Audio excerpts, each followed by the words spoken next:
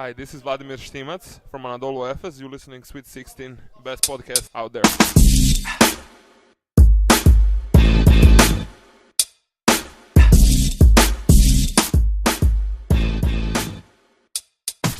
Out with the old and in with the new. Sweet 16 and EuroLeague back for 2018. We look at what's going to happen with potential EuroLeague expansion, the players who are going to be changing the face of the game in the next few months, and of course our games of the week. It's all ahead of us now on Sweet 16.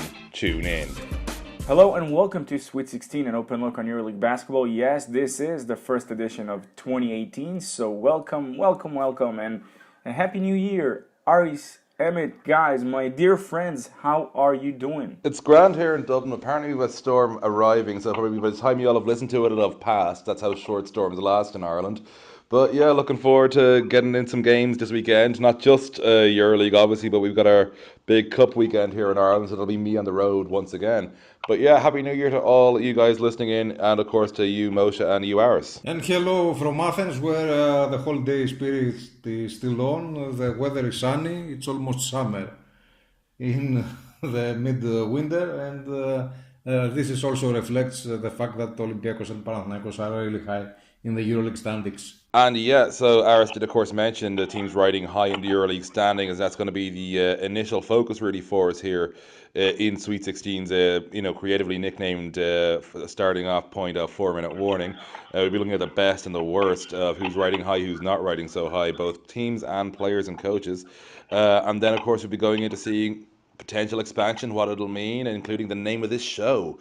And then, of course, in the notebook, we'll be looking at a certain man who has returned to Europe from the NBA to play for Milano, so possibly not that big an impact. And lastly, then, of course, we'll be getting on to our games of the week while dishing out some awards along the way. But as we get along, we got to go through it. It's time for the creatively named and always accurately named 4-minute warning. And we're going to be pretty simple here. It's like we're at the roughly midway point in the season, so to speak. It is actually midway. There's 15 games gone now, but midway if you don't count playoffs, basically.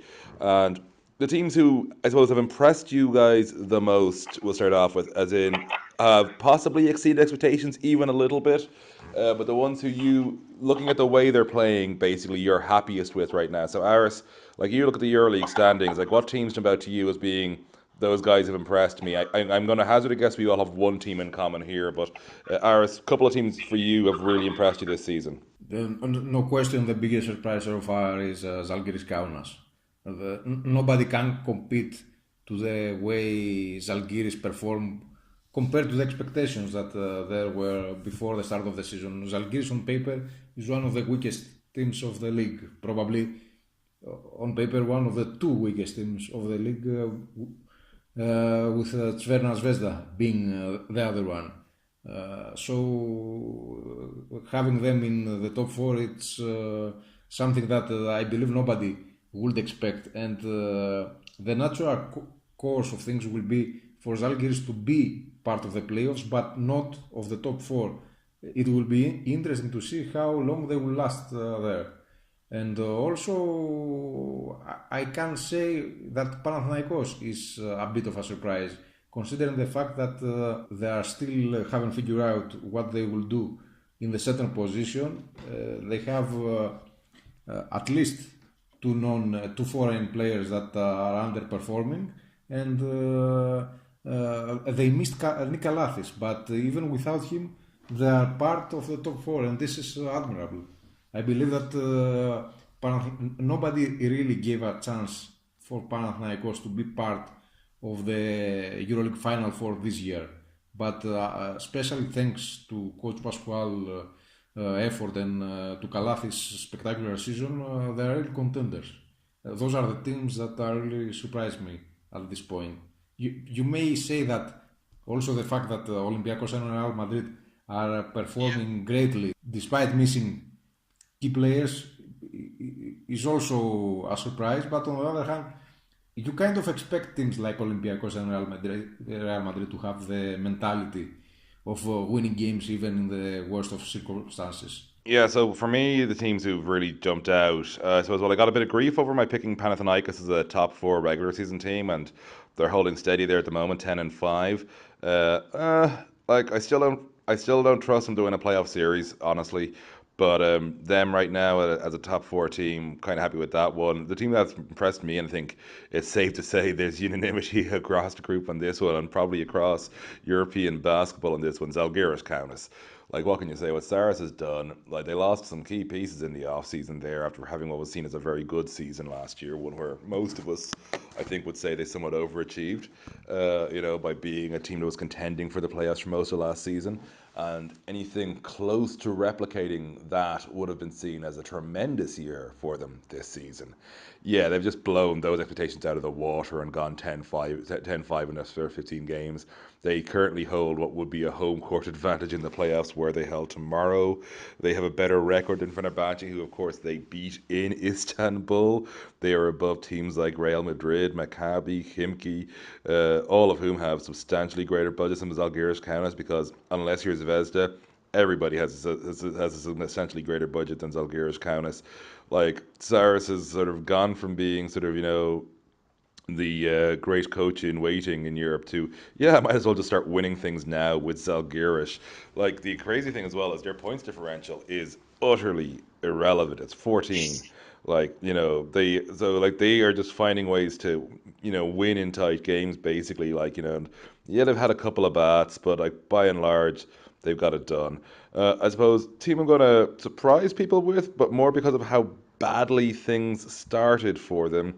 Baskonia have impressed me. They're only 7-8, which is not exactly brilliant, but I wasn't exactly confident in them as a playoff team going into this season. I was a lot less confident in them after that horrendous start to the regular season. And they've shown they can bounce back well. And in a similar vein, I've got to show some love to Unicaja. That's sort of my fourth or fifth team in this grouping here. Fourth team. Because Unicaja, again, side who I just did not see hanging around being relevant in the discussion for a long stage. At the midway point of the season, they're not in the playoffs. They got a pretty horrible point differential, but their win-loss record, 7-8. They're still very much in the conversation. Like, there's two teams at 8-7 in the playoffs now, and they're both teams most people expected to be in the postseason in general. Moshe, the teams that have impressed you most, we'll get to teams who've disappointed you, don't worry. The teams who have impressed you most so far this season. Well, I'm going to start off with the numbers, especially with the numbers, because they will play a major part in what I'm about to say. Last year, the minimum number of wins that was needed to enter to the top 8 was 16 wins, if I'm not mistaken. And, well, you can say that 16 was enough, and it also wasn't, because Zvezda ended up not going in. So that's number one. And I'm going to say 16 because, well, Žalgiris has made it so far to number 10. They are 10-5 with the first round coming to an end. This means that they only need, in theory, right, 6 wins to be a part of something great, perhaps. And I think that Charas can make it even more than 6 wins. So I'm very impressed, first of all, with Žalgiris, the way that they've been playing. Obviously, Charas is Charas, baby, so it's a Charas thing. And you add to that, their MVP for December, that was Paulios Yankunas, who's simply amazing. The experience and what he brings to this team is simply, can't even be put into words. He's simply invaluable to them. Now, the second team I'm going to talk about is also related to the number of 16 and the crazy number 4. Because we've said that the number 4 is usually, it takes down your chances exponentially to make it to the playoff spot, right? But there was one team that actually made it through, and that was the Darussafaka. Because they, alongside Zvezda, they were the only team that had the number 4 going on against them. And you saw that, again, 4 was kind of enough to actually just go and pass that barrier, but it also wasn't when you take a look at Zvezda. So the numbers 16 and 4 will probably forever hunt us down, or, well, not us per se, but most likely the teams. And that's why I'm coming to Baskonia. Baskonia had also just, they've hit the number 4, but they've started their miraculous comeback. And what they are presenting so far it would be a disappointment for me not to see them in the playoffs discussion and not making it, because it's and I do believe that there is one of the sole players responsible for this is no other than Toko Shingelia. Toko, you're our guy here. What you're doing for this team is simply amazing. And I know that I'm kind of mixing things up with teams and the players themselves, but no worries. This is not a player section. We're still talking teams. So there's Žalgiris, there's Baskonia. I'm going to take Madrid. Why is that? I know that everyone expected for Madrid to be game, to be the top. But being there, 9-6 with so many injuries, that's admirable. And for that, I also, we got to give credit to Coach Lasso for what he's been able to do with what might seem as so little. Now, I know you might call me crazy because the quality of the Madrid roster is simply amazing, but at the same time, there's almost zero depth. So, besides that, we kind of expected Ceska to be on top, Olympiacos to be a Final Four contender, Panathinaikos definitely the playoff discussion, which is, everything is spot on so far, and also with Fener. However, with all the instability that Maccabi are showing, I got to give them one of my picks because, they've had disastrous seasons. And right now, it looks like things are looking better for them, but at the same time, you see how quiet things are around the club, how in a way there is so much of, it's safe to say there's serenity. Things are working for them. They are headed in the right direction. Now, I don't know if they are going to make it from top 4, top 8, or even make it eventually, because, they are still a new project in the making. But when you look at all the teams that have crashed and burned last year, to see them doing as good as they are right now, I'd say it's in a way they're a bit disappointed because they could have had a better standing than an 8-7. But the question is, for all the teams, if you would have told them at the beginning of the season that they will be 9-6, 10-5, 8-7, I think they would take it. Who are the teams though? Then you talk about the ones we like, as in their performances. There's no teams we hate, obviously, on a personal level, but the teams that have let you down, that have disappointed you, that have been not what you wanted them to be. And I'm thinking I'm going to be surprised if we really have much difference across the three of us here on at least one of these sides. But look, you take it off, Moshe. Who's let you down in the EuroLeague in the first half of the season? Wow, that actually, I'm not. By the way, I'm very happy with where Malaga is right now. I do believe that they will pretty much interfere with, they will create some damage to a lot of teams. They will, and they would probably do that. I think Armani Milan is probably by far the biggest disappointment, because you look at them, right? You look at the money they've spent, and I'm not just saying this year, right? Take a look at the path of destruction, because there's no other way of describing it, what this club has been through since the glorious days with Coach Luca Banchi. They were playoff bonded and eventually were derailed by Maccabi, and a lot can claim that should Ale Gentile would have been fit and not injured in that playoff series, but it's all games of what's and ifs. But it's a fact that Milan has taken a path of destruction. The way that they've built their rosters, the guys that they've put making some of the decisions, it wasn't just like, there wasn't just one case where you ask yourself, what are they thinking, right? I mean, it happened like quite a few times, I think, throughout the last couple of years, actually 3 years. So I would have expected from them to actually learn from their mistakes, but it looks like they have yet to hit rock bottom. Again, Anadolu, I did not expect them to do so great, but at the same time, I wasn't expecting them to do that bad, this bad. And, well, Barcelona, simply for the money they've spent, simply for the decisions they've made, and simply for the way they treat their players, period. I mean, these are my worst teams of 2017. Well, I think Milano have disappointed me, definitely. But again, I also did think they were going to be one of the worst teams in EuroLeague this season. So But there's a way to become the worst, one of the worst teams. Not like that. true, true. But like, I'm not going to have them as too big a disappointment because they are a disappointment for certain. But it's really is the three teams directly above them, and people might think I'm being harsh in Valencia here. But yeah, deal with it.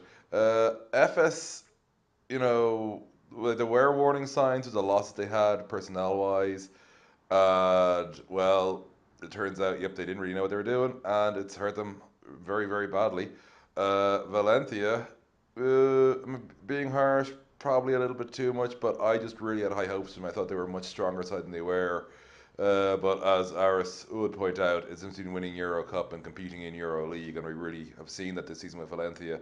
But for me, the unqualified, undoubted, biggest, absolute shambolic disappointment of the lot, FC Barcelona Lassa, 5-10, somehow has a positive points differential, which describes perfectly how messed up this team is.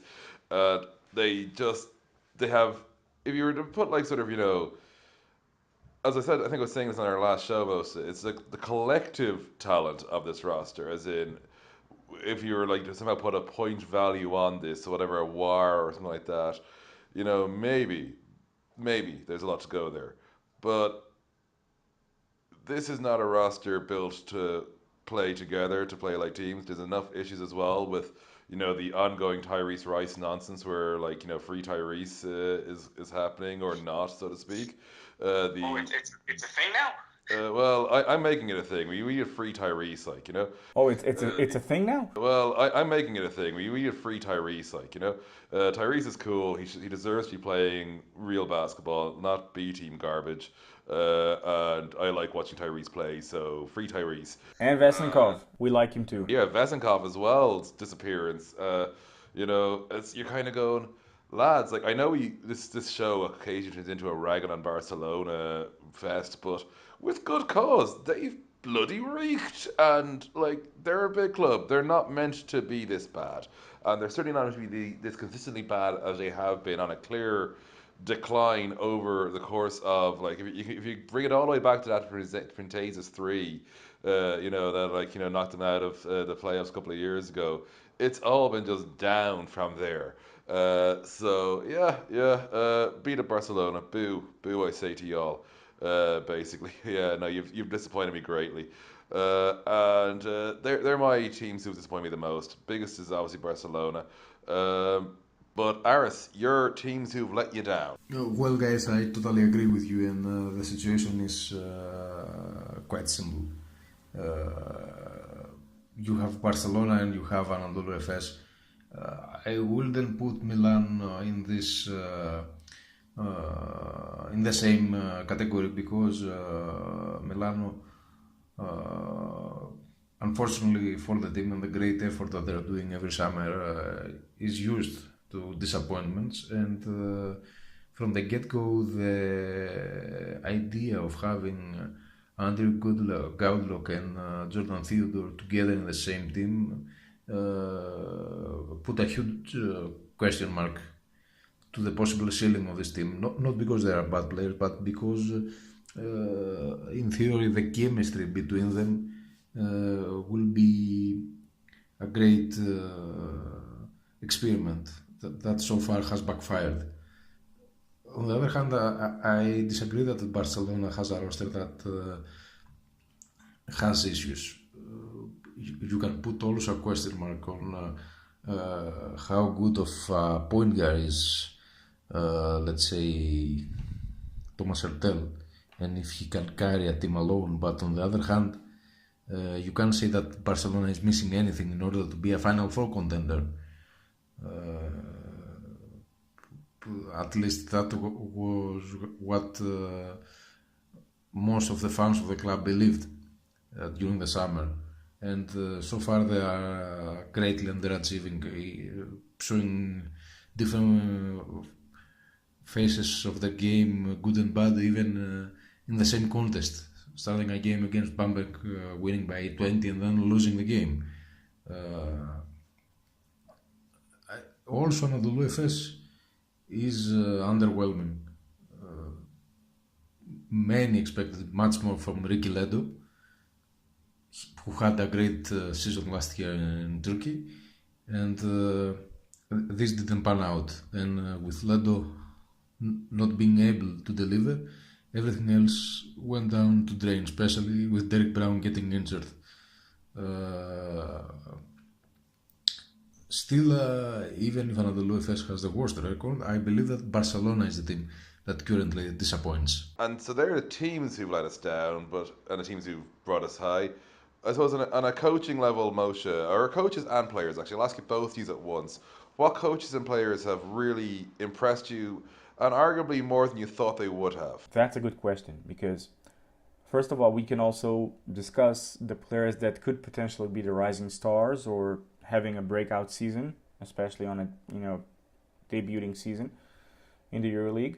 But I'll start with the coaches. My easiest picks would be Coach Sferopoulos, because after last year and a few roster changes and a few more injuries, you keep adding these things up, and you're getting a ferocious Olympiacos without Milutinov, sometimes without Printezis, sometimes without Vispan. It's amazing. It's very fun to see.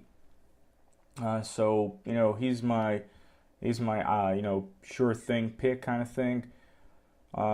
Since we're also doing injuries, the way Lasso handled the entire situation at Madrid after losing Kuzmic, Ayon, Yui, and obviously Randolph, and not having Trey Tompkins from the beginning of the season, just saying all these names, we could have potentially, just with the injured players that we've just mentioned, have a contender for the EuroLeague crown just with those names. So it's crazy. Definitely crazy. Coach Martinez, and I'm going with Spachia as well. Simply for the immense change that Baskonia went through right after Martinez joined the club. And with Spachia, again, he's, everyone expected him to be a more than solid choice for Maccabi, but there's just something about him that soothes everyone down in a way. It makes Maccabi sail in the open water. True, they have sustained some losses, but just look at them. You know what I mean? Yeah. I suppose I look at sort of the coaches and players who've impressed me.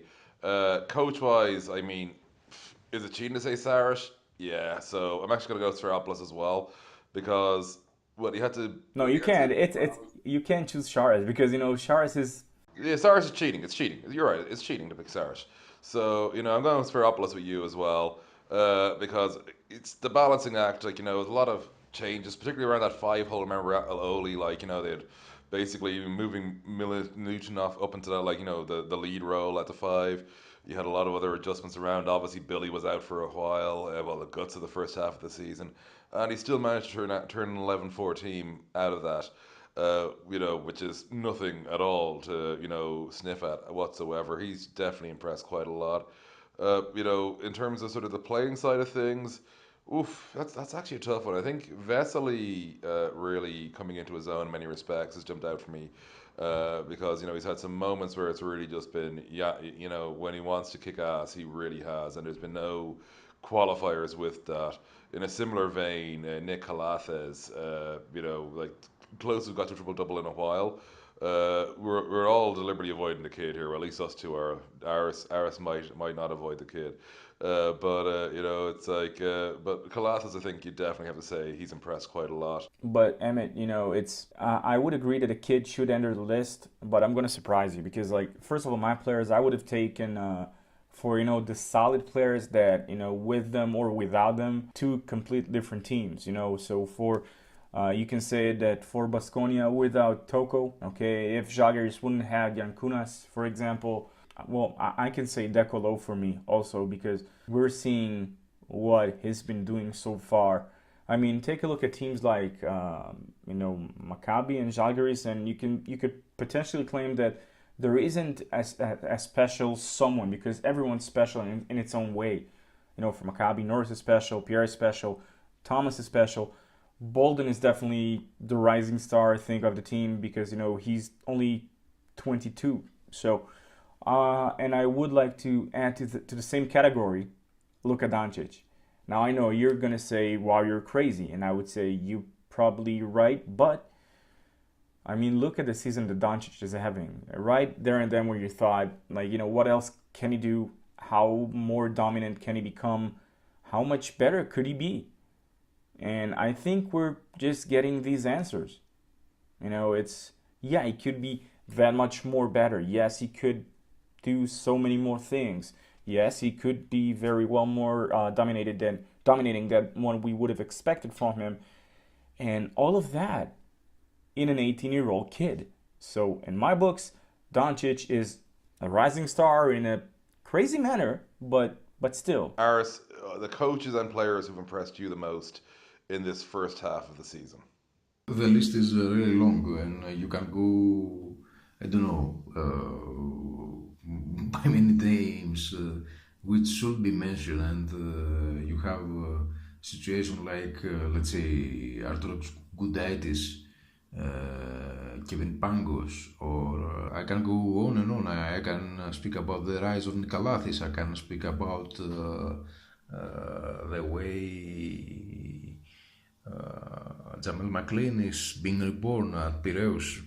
The list is really long, but to be honest, there are two names that currently dominate the EuroLeague on this level.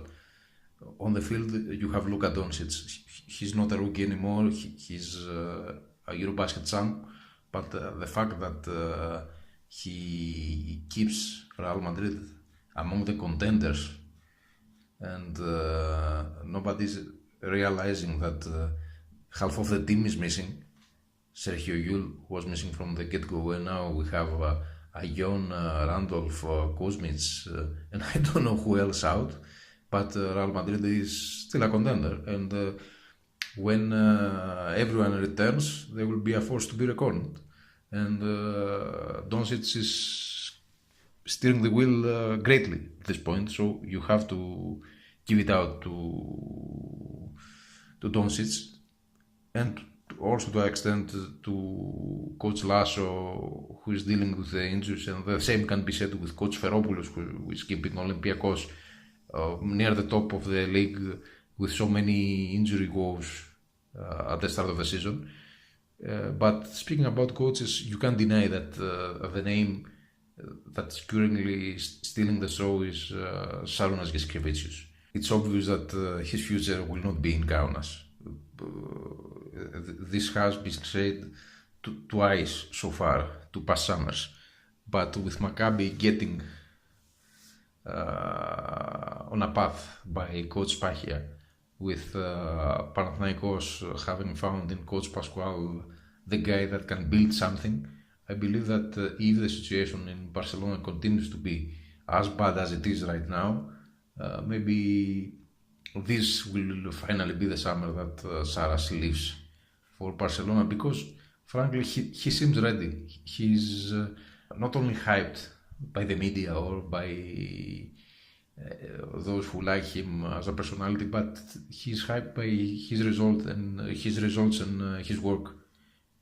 He's supposed to be the next big coach in the EuroLeague, and maybe that's the case. I think that if Barcelona needs a guy to clear up the mess that they are into it now, and if Sito Alonso doesn't manage to be this guy, Saras has a pretty sweet situation waiting for him in Barcelona, where, if I'm not mistaken, he's also the owner of a bar. So it will be a great choice for him in every possible way. I think that he loves the city and the city loves him. And those, of course, are the ones who impressed the most. The letdowns, because there have to be some. I'm going to start off by going to you again, Moshe, in terms of a coach or player or both who've just not been what you hoped they'd be, essentially. Coach Pianigiani, I'm sorry for saying that. I know that you've coached in Israel last year. I know that you did so much better. But I'm looking at Milan's backcourt. Now, it's true that everyone could claim they would probably need more than just one basketball, but still, you look at the talent. You see a guy like Goodluck, and you see that his percentages are dropping down. And you cannot say that Andrew is not a good shooter. This is one thing you cannot say about him. You know, that's like his first ticket is an offensive machine. Jarrell's, same thing. Theodore, you could claim, you know, it's his first season in the EuroLeague. He was, in a way, was an experiment. Okay, but take a look at Mbaye. Take a look at a lot of other stuff that, you know, and the way that they are playing, it's awful. It's simply awful. I would have expected, especially from him and with his entire experience, to do so much better than that. Now, Cito, yes, buddy, in my books, you're in the hot seat. Why, you ask? Well, very simple. You managed to take Baskonia to the playoffs. You had the experience. You are considered as a good coach. So why, oh why, can't you help and create a better chemistry for Barcelona's better tomorrow? That's like a huge disappointment for me, to be honest. And I won't call Coach Perasovic a disappointment, obviously, because, to be honest, with the way the roster was built, I ain't got a third because it's unfair. You know, it's unfair to go against Coach Vidoretta. Too many injured players. You look at Bamberg, you're thinking they could have done just a bit better, but we probably expected them to be where they are. You look at Coach Amplievich, what he's been doing with Zvezda.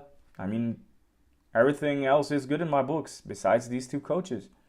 And in terms of players, yeah, pretty much like the entire fourth position at Milan, very disappointed in them. Well, Žalgiris were disappointed with D-Bost, and you cannot really blame them, I think, because he never really connected. But you know what? I'll summarize it by simply saying I'm still trying to figure out whether it's things of simply inconsistency like Ricky Lito, or is it something of players not fitting the coach's style, therefore looking like they do. Yeah, I'm gonna be with you on Perasovic. I was considering naming him, but you're spot on, basically. I can't be too harsh on him. Like, I'm gonna go with Cito as well. I feel that when he went to Barcelona, there was so much hope that, like, no matter, give him the players, no matter who they are, he'd find a way to make it work. He hasn't. He really, really hasn't. Piangiani, yeah, definitely, I can see the argument there, and I can't really go against it at all on any ground whatsoever. I'm going to actually, though, be the bad guy and actually go with Jordan Theodore as a disappointment, because I was really hoping for so much from him, but he has shown in the last couple of weeks definite promise that it could get a lot better, but I felt the adjustment phase really did hit him hard to start out this season. I think that there is hope for him. I think there's a lot more than there is for Cito or for Coach Piangiani. It's like I look at sort of the coaches who've left down. You're kind of going, yeah, fair enough. Obviously, the biggest disappointment for me though has been all the bloody injuries. Stop getting hurt, people. Injuries suck, especially in the great numbers we're getting them in. But yeah, so Jordan for me as a player has probably been the biggest disappointment. As a coach, Cito, mainly because with Cito, the bar we set is so freaking high. Like, we expect so much from him. So we figured him going to Barca with that sort of budget, with that level of talent on the roster, even if it wasn't the correctly put together type of talent, yeah, I'm going to go with Cito.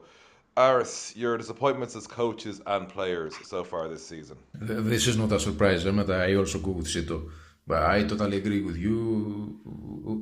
We may be the bad guys here, but I can find even with Perasovic and Pianigiani some justification about why things went bad. Perasovic had to deal with the injury of Derek Brown, and he made a gamble, let's say, with Lido and Adams that never pan out. Pianigiani also made a gamble with Theodore and Gaudlock, who are very similar player, and also so far this doesn't work, and on the contrary, it seems that it has neutralized also every other point guard in the roster. But as for the players, and I hope that this doesn't sound bad, I believe that there's a guy that we almost forget about him, and that's the problem. Marcelinho Huertas. He returned from the NBA where he had a very small role in a bad team like the Los Angeles Lakers, and it helps me to admit that the Lakers were that bad. But however, when he returned to Europe, everyone was expecting that he might have the legs to finish out a great career on a high note. I'm afraid that this is not the case, and it's not a good feeling to say something about something like that about such a player, because Huertas was spectacular. He was one of the best point guards in Europe. He was flamboyant. He was a joy to watch, and I would like to see him giving again those kind of flashes, not what we see right now. And of course, the ongoing topic, which has become more prevalent really in recent weeks in EuroLeague, which we're moving on to now, is the potential expansion to 18 teams. Now, Moshe, before I get your thoughts on the actual expansion itself, if it happens, we've got a slight problem. This show is called Sweet 16. What are we going to do about that? You know, the more I think about it, the less I'm getting closer to an answer. Actually, the further away I'm getting to an answer of, like, should we rename it? And, well, we probably should. But what name can we integrate the number 18? I'm going to argue, for the sake of just it involving the least amount of effort on our part, is that in US college sports, the Big 12 has 10 teams. The Big 10 has 14 teams. I'm just going to say, you know, we're historic. We're using the historic number of teams. So, you know, it's like, so yeah, that's what we are. We are the Big 10 and Big 12 of podcasts. So let's stay at Sweet 16, irrespective of the size of EuroLeague. It's much easier. You do know that the numerological meaning of the number 18 in Hebrew is alive. I did not, but today we learned something new, folks, on this show. We are educating you on this podcast. What a remarkable thing. But I suppose the more serious thing with the 18-team expansion, and I think I've addressed this previously in a podcast as well, as to what it might look like practically. In terms of, you know, what you see this as being, it's fundamentally about getting the French market back involved, and I suppose enabling that move towards essentially a separate league long-term, really, isn't it? I think so, but not just, you know, think about it. More games, win. Well, not for the players. They're still getting paid the same. That's true. It's like adding at least maybe one more double rounder. The question is, though, I mean, besides the obvious of the intensity and the pressure and, you know, what have you, we've got to look on a bigger scale. And what do I mean? When you take a step back, or, you know, let's say that you're in a building and you're at the balcony of the first floor, and then you go to the balcony, the third, then the fourth, then eventually you end up in the roof. You know, you keep getting a bigger image of, you know, the entire situation. That would probably help you read the map better. Now, the more teams, I mean, this might be only, you know, phase one, the expansion to 18 teams. Because 16 teams, to be honest, has been a huge hit. And we can argue differently. And we would never do that because we love this format the way it is. You know, everyone going at each other. Now, if you're going to go to 18 teams and eventually to the magical number of 20 teams, it's going to have an effect on playing domestically. It's going to have an effect on budget. It's going to, you know, we have to really analyze the entire situation in so many aspects that, you know, it could astound you eventually. Just on the magic number side, because an area I've addressed before, the thought would be they split into conferences at 20. Here's the problem: that doesn't act, whatever way you cut around the restructuring the game loads, conferencing would actually only reduce one game compared to just a straight double round season. So the actual sensible argument would be if you were to stay that, if you were to conference it out, it would essentially be a 37 game season. If you were to go straight up, everybody plays each other twice, it'd be 38. So that's one game difference. So the logical thing is you don't look at conferencing until really you've gotten bigger again. Now, let's never assume logic. This is basketball at a professional level we're talking about. But you look at that, Moshe, and you kind of go, right, that's a lot of games. So you're either increasing what is, at 16, we're at 30 games. At 18, it'll be 34. At 20, it'll be either 37 or 38, realistically. And again, of course, one of the selling points of 16, let's not forget, has been that everybody does play everybody twice. This long-term goal, you would assume, is based on essentially hitting 24 at one point. Now, we're going into crazy land here, but it's only going to take me about 30 seconds to explain it.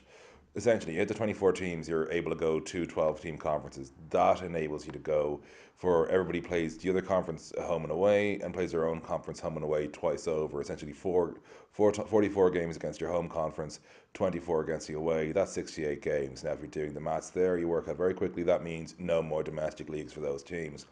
That's a whole long time away. But that's clearly what the long-term plan would be if you're trying to monetize the biggest markets in European basketball. Getting there is another matter entirely, but going to 18 teams is the next logical step in that very, very long journey.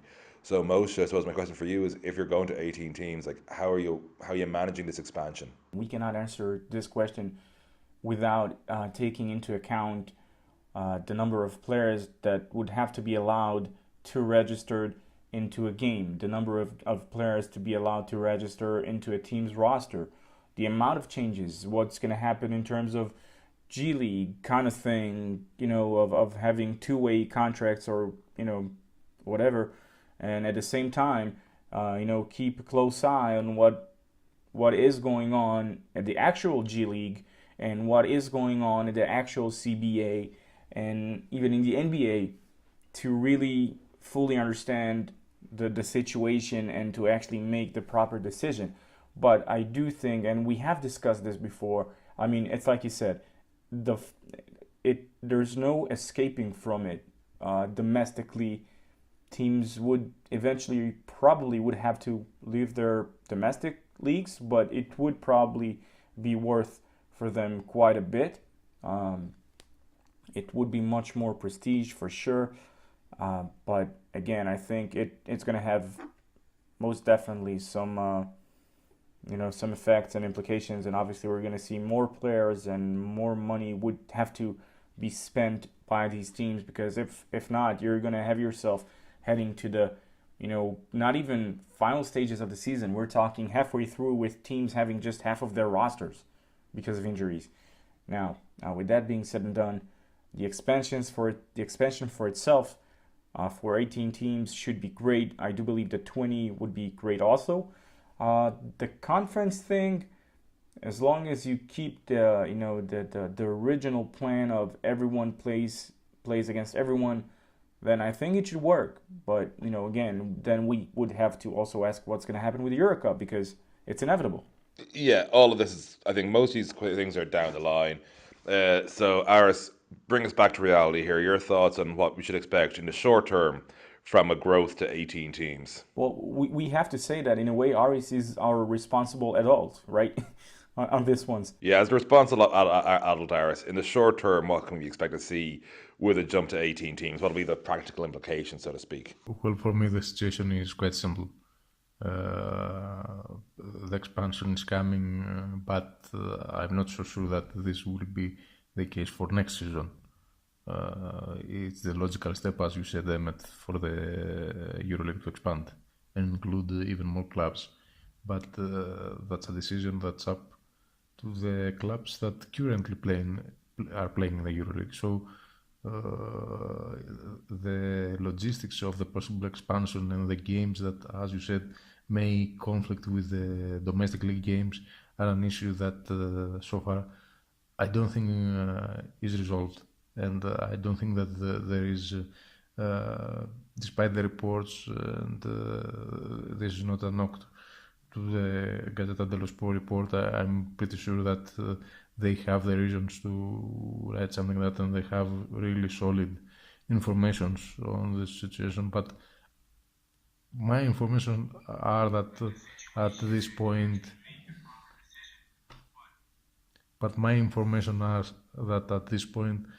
there is a consideration for an expansion. The expansion was on the table from the first moment that the new format was approved. Of course, EuroLeague needs the French market, and that's why they're keeping an open line, especially with Tony Parker and Villeurbanne. But on the other hand, I'm not so sure that the expansion is coming right now because of the whole situation throughout Europe with FIBA, the windows, the national federations, the national leagues. I think that they are very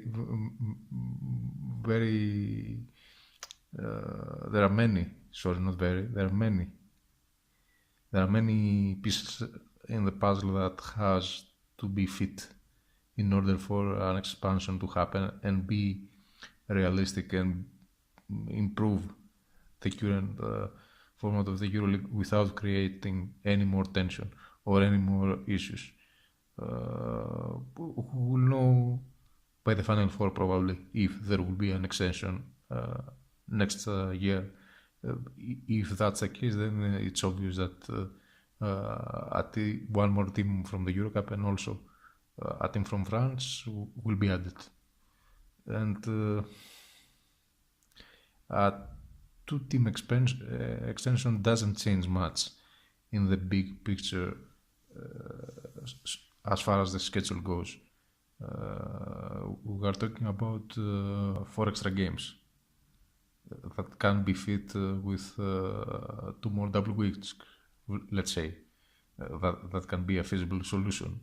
So the main issue, as you said before, is not that this expansion is the future of the league, because after the 18 teams mark, every possible expansion will create for sure a conflict with the schedule of the domestic leagues, and the clubs of the EuroLeague will have to decide if they will do what, for example, the club of the Adriatic League do,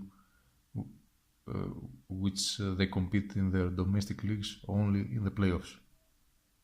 We will see if this will be the future of the domestic leagues. That brings on nicely to Scout's Notebook, and this week I have to admit I'm the least interested in the topic of the three of us, because it's about the return of Mindaugas Kuzminskas to EuroLeague.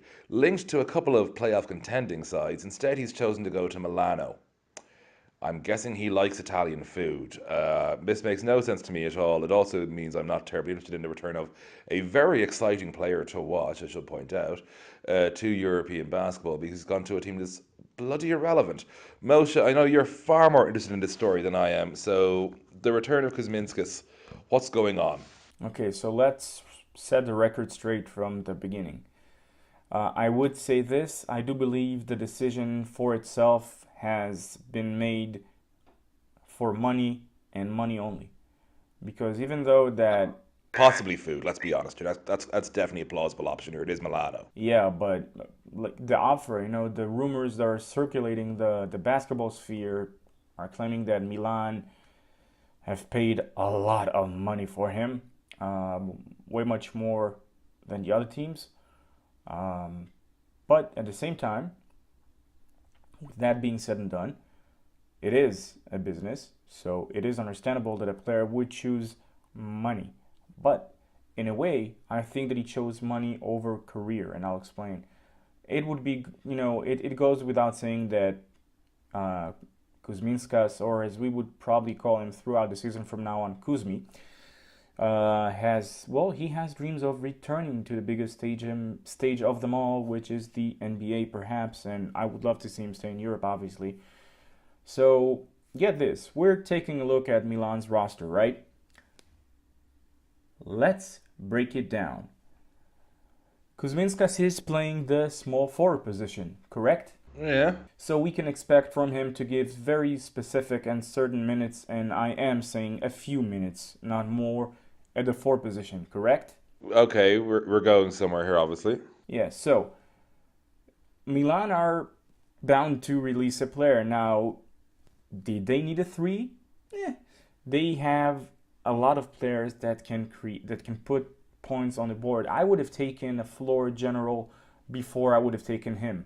I would have brought a power forward before I brought him. Now, here's something to look forward to into 2018, dear Milan friends. Patrick Young, because he has yet to return and nobody knows when he is going to return. So there you have it. Maybe another decision that could have been made. You know, you look at the roster and you really ask yourself, where are you going to put him? Where are you going to find an extra basketball to play with? You cannot change the bylaws of basketball. You know, you cannot go back in time and tell Naismith, you know, hey buddy, good old pal, how about playing this game with 3 basketballs at the same time? It just doesn't work now, does it, Emmett? Not quite. So you're not too hot in this move, is what you're saying from a basketball perspective. From a professional analysis point of view, basketball-wise, yes. And I think that in terms of making the decision career-wise, think about his market value if he would have went to a team. By the way, say that he now goes to Milan, he's probably going to be the starting small forward. You know, that would make sense. If he would have gone to a playoff contending team or even a Final Four contending team, wouldn't you say that he would have become a role player? And that is perhaps something that overseas would love to see him being able to come off the bench and provide? Yeah, but I suppose his argument would be he was spending so much time on the bench in New York, he didn't show he could come off it. So if he can look good at starting minutes in Europe, it might be enough to get him back in the NBA. I'm not saying it's the right argument. I'm saying that's what his argument would be. And also, like I said, you made me think far more of the story than I thought I would this week. But that's a good thing, I suppose. You got me thinking. Aris, any thoughts from you on the return of Kuzminskas to Europe, EuroLeague? Well, I will have to disagree with most on that. I personally believe that if Kuzminskas went back to Žalgiris, it will be a step back for him personally. No matter the romantic side of that kind of a story, Kuzminskas going back to Kaunas will mean to cut his fee to a sum that it will be really, really hard to get back at to. And he has worked too hard in order to be at the level that he's currently is, in order to let all this slip away just in order to get, let's say, exposure in Žalgiris Kaunas and be part of a miracle season. And I'm pretty sure that one of the reasons that he decided to go to Milan was coach Pianigiani, because Pianigiani has a way to communicate with players. And Kuzminskas can be really valuable for a team like Milan, because Kuzminskas' game is not only about scoring. He's doing all the small things that you would like to have from any player who doesn't afraid to get his hands dirty. I believe that Kuzminskas can be the version of a kind of version of Kostas Papanikolaou. What Papanikolaou does in Olympiakos, Kuzminskas can do the same, and maybe he's even more gifted in the offensive end than Papanikolaou. But he can also be the glue guy for Milan, and Milano needs desperately a glue guy. So, in theory, yes, he gets into a messy situation, but I think that basketball-wise, it may be a risk, but there is a method to this madness, as the great Bart says. And that leads us on nicely to the games of the week. As ever, let's go through the split of the Thursday and the Friday. Thursday, we got 3 games. Panathinaikos host Efes, Unicaja host Valencia, and Barcelona host CSKA Moscow. Then Friday, it's a 5 up on the docket. Fenerbahce hosting Baskonia, Zvezda hosts Algiris, Olympiacos against Milano, Bamberg hosts Khimki, and Real Madrid host Maccabi Tel Aviv. And Mo, to start with you, the game you would like to see most on Thursday, likewise Friday, and your 8 picks. Well, I mean, after our tremendous, amazing, never seen before, and perhaps record-breaking success in predictions from last week, and with doing the splits, and also the split, by the way, I gotta say that for sure the most interesting one could be considered with Madrid and Maccabi, and I'll explain why. This is my, obviously my Friday pick. There is something special about the fact that Maccabi are coming into a week where they have played Malaga on Thursday. Then they had the quarterfinals derby on Sunday. Then another derby Tuesday night. And then Madrid on Friday.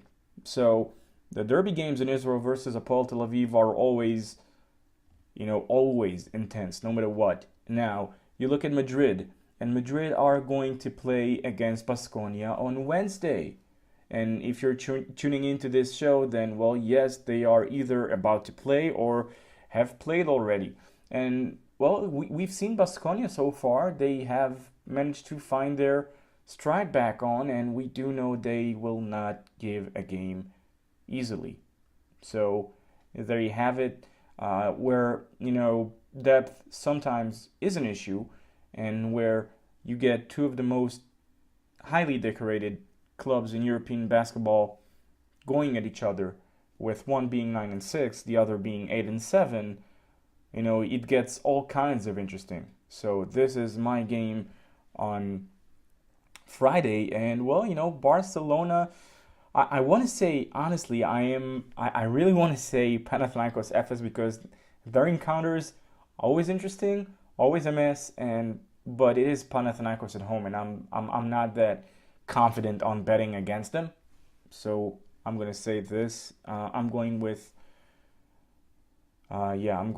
definitely with Barcelona versus CSKA, because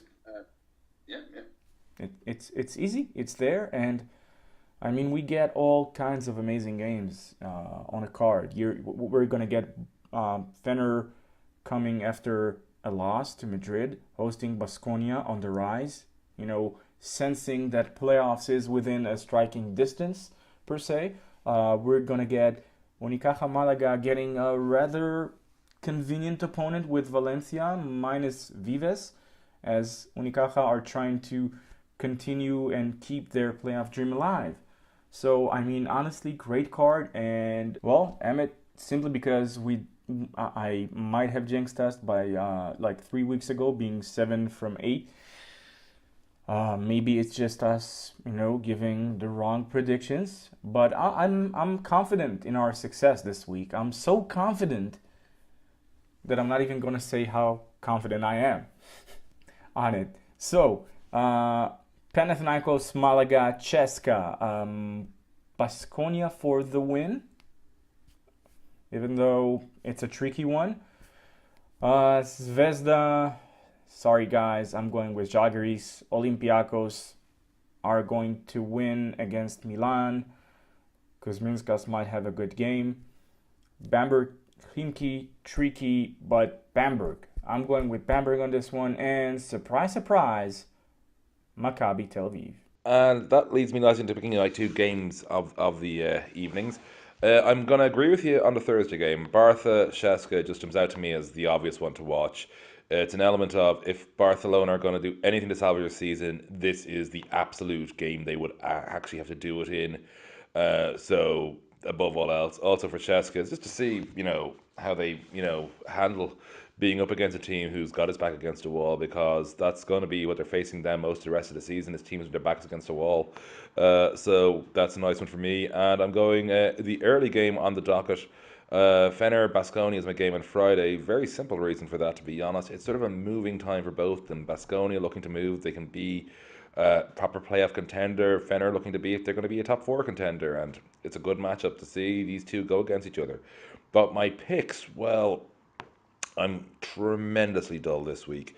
Panathinaikos over Efes. Unicaja over Valencia, because I think Valencia has punted the season.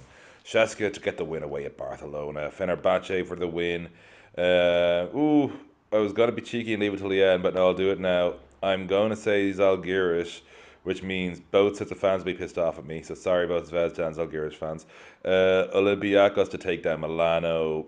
Kimki for the road win at Bamberg, I think. And Real over Maccabi. So quite a few differences there between me and Moshe in our picks. And Aris, the games, your game from Thursday and your game from Friday that you most want us to see, and your picks. What I really want to see is Barcelona against CSKA Moscow, because Barcelona needs some kind of reaction, and playing against an opponent that it's not the same to lose to, gives them the chance to do something special if they can. And also I would like to see Doncic again, so it's Real against Maccabi. For my picks, I will go with the home teams, and I will just add to the mix the teams that I think they can get away with a win. There are very few this week, so it's just CSKA and Zalgiris. CSKA can certainly beat Barcelona on the road, and also Zalgiris can beat Zvezda. That's about it. I believe that the home teams will prevail. Yes, Khimki may also beat Bamberg, but they have proven to be a tough nut to crack, especially at home. And that pretty much wraps up the show. So from my end, first in Dublin, you all, have a good one. It's been a miserable old evening here in Dublin. I say this when it's still technically afternoon. That's how bloody miserable it is outside. But it's been great to be on the show with the two lads once again. And great to be back for more basketball in 2018. As always, you can find me at BIE_basketball on Twitter, ballineurope.com, and on our Ball in Europe YouTube channel. And there should be loads from the channel this weekend from the Irish Cup semi-finals, which I'm sure are relevant to all of about 3 of our listeners. Aris, tell everybody where they can find you. And from Athens, I say so long to everyone, and you can find me as always at Eurohoops.net and to the social media channels, in the social media channels of Eurohoops.net, and also in my personal Facebook and Twitter account. And Moshe, play us out there. As always, you can find me at I am Team Scout and at MosesB1 on Twitter, at wrongpredictions.org. No, not really, actually. Just Facebook page, Team Scout, and wherever you want, you can DM, tweet, retweet, share the love. But guys, do tune in, listen, repost, and just do that thing. Subscribe to our SoundCloud channel. That would be great. And with that being said, guys, have a great EuroLeague week. It's going to be amazing. So, till next time.